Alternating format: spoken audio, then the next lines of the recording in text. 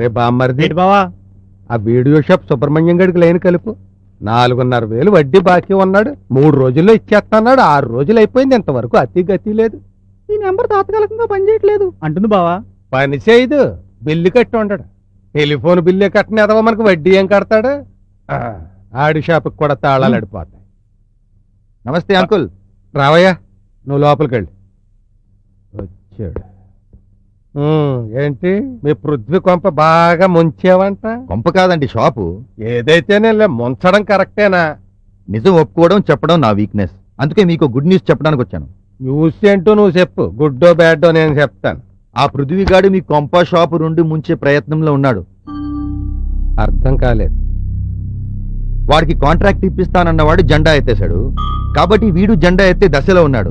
మీ 3 లక్షలు గోవిందా. పృథ్వీ అలాంటి వాడు కాదయ్యా. అచ్చం ఇలాగే నన్ను నమ్మాడు ఆ పృథ్వీగాడు. ఏమైంది? అందుకే వ్యాపారంలో ఎవరిని గుడ్డిగా నమ్మకూడదు.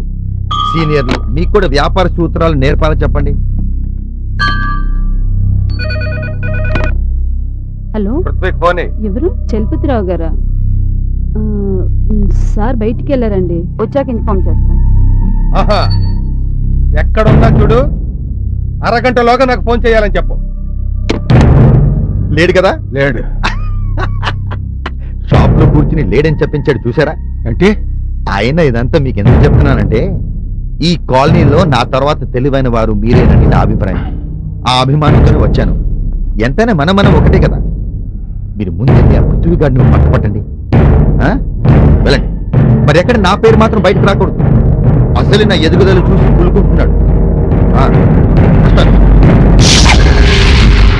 బాబు దండాల. అమ్మా నమస్కారం. Sir good morning. నా పేరు చలపతి అంటారండి. ఒక ఎదవకి అప్పిచ్చి ఆడు తప్పించుకు తిరుగుతుంటే ఎర్రి ఎంగళప్పలా నిలబడ్డ ఎదవని. సార్ ఏం సార్ అన్నమాట? ఎరా, నీకు అంత ఎదవలా కనిపిస్తున్నానా నేను? నా బాకీ ఎక్కొట్టి తిరుగుదాం అనుకుంటున్నావా నువ్వు? సార్ పిచ్చి పిచ్చిగా మాట్లాడండి. అవును మరి, నాకు పిచ్చి. నీ మొఖం నచ్చి, నువ్వు చెప్పింది మెచ్చి, 3 లక్షలు తెచ్చి నీకు అప్పిచ్చి, బోల్డ్ గడువిచ్చి, వడ్డీ తెగ పుచ్చి, బాకీ వసూలుకి నీ దగ్గరకొచ్చి నువ్వు పచ్చిగా రెచ్చిపోతున్న సిగ్గుతో చచ్చి పిచ్చి చూపులు చూడడం పిచ్చి పిచ్చి. రేయ్, ఆడెవడో నిన్ను మోసం చేస్తే నువ్వు నన్ను మోసం చేద్దాం అనుకున్నావురా? సార్ కాస్త మర్యాదగా మాట్లాడండి సార్. బాకీ ఎగ్గొట్టేవాడితో మర్యాదలేంట్రా? సార్ మీరు ముందు బయటకు వెళ్ళండి. ఏం మాట్లాడుతున్నారు? నేను వచ్చి మీతో మాట్లాడతాను. బయటకు వెళ్ళండి సార్, బయటకు వెళ్ళండి. నువ్వు నన్ను బయటకు పంపేదేంట్రా? నేను మెడ పట్టుకు బయటకు గెంటుతాను నిన్ను. రేయ్, ఒక్కడు దగ్గరకు వచ్చిన స్థలపతంటే ఏంటో చూస్తారు. ఈజీ రౌడీ దగ్గర నుంచి స్టేట్ రౌడీ దాకా అందరికీ అప్పులిచ్చి వసూలు చేసుకోవడం చేత నేను సేవన్న స్థలపతి రాయుడు. తక్కువగా అంచనా వేసి నన్ను అయినా ఒరే, ఇక్కడ జీతాలే సరిగ్గా ఇవ్వలేడు. ఈడి దగ్గర మీకు ఉద్యోగాలు ఏంట్రా? బతుకు తేడా పోరా బయటికి. బామ్మర్దే, షాప్ కు తాళాలేసారా? రాత్రి బయటికి. ఇలాంటి సీటింగ్ లీజులోకి ఇడిచి పబ్లిక్ లో పెట్టి సావ కొడితే తప్ప మిగతా అప్పులు తీసుకున్న కొడుకులకి బుద్ధి రాదురా. లక్షలు అప్పులు చేసి ఐపీలు పెట్టేస్తే నెత్తి మీద కొట్టేసుకోవడానికి నేను ఏమన్నా కోఆపరేటివ్ బ్యాంక్ చైర్మన్నా? లేకపోతే నువ్వు అర్థమైన షేర్లు కొని రాంగ్ స్కీముల్లో చెయ్యి కాల్చుకుని ట్రస్ట్ బ్యాంకుల చేతులు ఎత్తే నోరు మూసుకోవడానికి నేను ఏమన్నా బ్యాంక్ ఇన్వెస్టర్ చేస్తావా? ఆ రోజే చెప్పాను, నా పనిలో నేను రావణాసురుణ్ణి అని. మళ్ళీ కడిగిస్తామంటే కాళ్ళు కొట్టేస్తాను. ఎత్తవా గట్టి తిని పైసా కూడబెట్టి నీలాంటి ఎద్దవలకు అప్పులిస్తే ఎక్కొట్టేస్తారా? కోడరా పండ్రా, ఏంట్రా ఇంకా చూస్తున్నారు? తాళాలు ఊరు సోన్నోడైతే డబ్బిచ్చి తాళాలు ఎక్కి కడతాడు, లేకపోతే ఇసమ్మికి చేస్తాడు.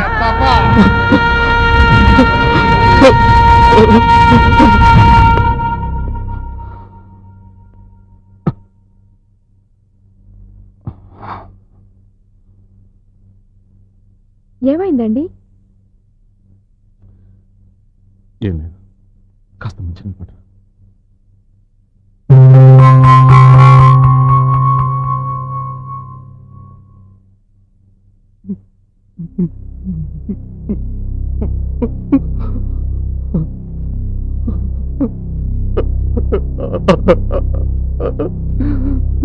ఏమండి? ఏంటి? ఏమండి? అయిపోయింది సుజీ. నేను కట్టుకున్న కలలు ఆశలు అన్నీ కూలిపోయాయి. ఏ బజార్లో అయితే నేను తలెత్తుకు తిరిగాను అదే బజార్లో నా పరువు పోయింది సుజీ. ఏం జరిగింది చెప్పండి. అప్పు తీర్చలేని ఈ అసమర్థుని నడి రోడ్డు మీద ఈడ్చికొట్టాడు ఆ చలపతి. తలెత్తుకోలేనంతగా అవమానపరిచాడు నన్ను. అయిపోయింది సుజీ, అంతా అయిపోయింది, నాశనమైపోయింది. ఊరుకోండి ఊరుకోండి ఊరుకోండి. లేదు సుజీ, నేను ఇంకెవరి చూడలేదు. ఇంటి దాకా ఎలా వచ్చాను కూడా నాకు తెలియదు. చివరిసారిగా చూడాలి, అందుకే వచ్చాను. ఏం మాట్లాడి అవి? చివరిసారి చూడడం ఏంటి? అవును సుజీ, ఇంకా నేను బతకలేను. పిల్లల్ని చివరిసారిగా చూడకుండా చావడం ఇష్టం లేకొచ్చేసి. ఏ మాటలు పృథ్వీ? నిన్ను వదిలి మేం బతకగలమా? ఇదేనా చెప్పు నీకు మా మీద ఉన్న ప్రేమ? నన్ను పిల్లల్ని ఒంటరిగా వదిలి వెళ్ళిపోతావా? ఎక్కడికైనా నీతో పాటు మేము ఉంటాం. వద్దు సుజీ, వద్దు. ఇది నా ఒక్కడి ఫెయిల్యూర్. దీనికి మిమ్మల్ని శిక్షించలేదు సుజీ. ఏంటండి నేను లేకుండా బ్రతికే బ్రతుకన్నా పెద్ద శిక్షణ ఇది. వద్దండి వద్దు, మిమ్మల్ని వదిలి నేను ఉండలేను. ఆ రోజు మీ వెంట వచ్చేసిన ఆ సుజి ఈ సుజి ఎప్పుడు ఒకటే. మీరంటే నాకు ప్రాణం అండి. మీరు నాకు కావాలి. చావైనా బ్రతుకైనా అది మీతోనే.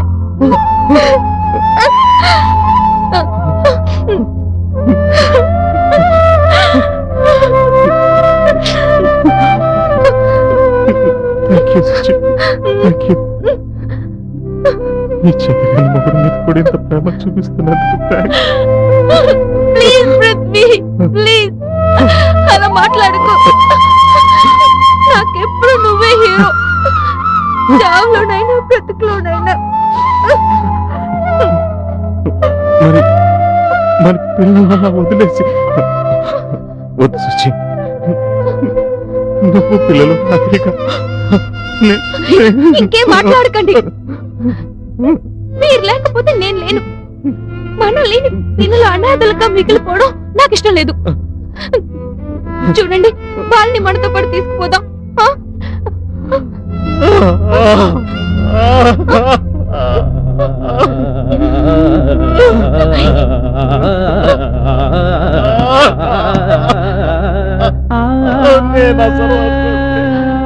చేతగాని వాడిని కట్టుకున్న భార్య పిల్లలకి సిద్ధపడుతున్న అసమర్థుడిని నాలాంటి అసమర్థుడికి నిజంగా బతికే ఏమండి? పృథ్వీ, పృథ్వీ, ఊరుకోండి. పృథ్వీ, ఊరుకో పృథ్వీ. మీరు అసమర్థులు కాదు. మీరు లేని జీవితం కంటే మీతో చావే గొప్ప భాగ్యం అనిపించేంతగా ప్రేమించే మంచి వ్యక్తి మీరు. ఇంకెప్పుడు ఇంకెప్పుడు అలాంటి మాటలు అనకండి. లేదు సుజీ, ఆమె రెండు సార్లు మోసపోయాను.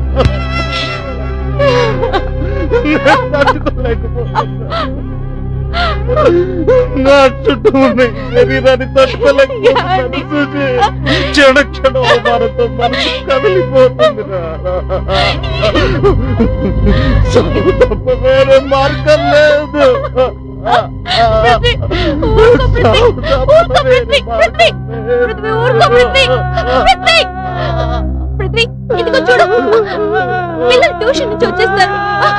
పిల్లలు రాగానే మన ఆంటీగా చచ్చిపోదాం.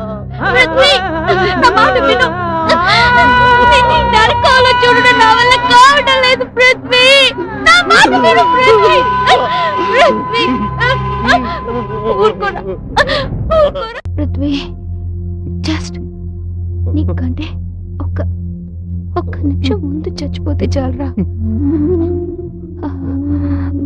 ముత్తైదుగా చచ్చిపోతే మంచిదని పక్కింటి పిన్ని గారు ఎప్పుడు చెప్తూ ఉంటారు సుజీ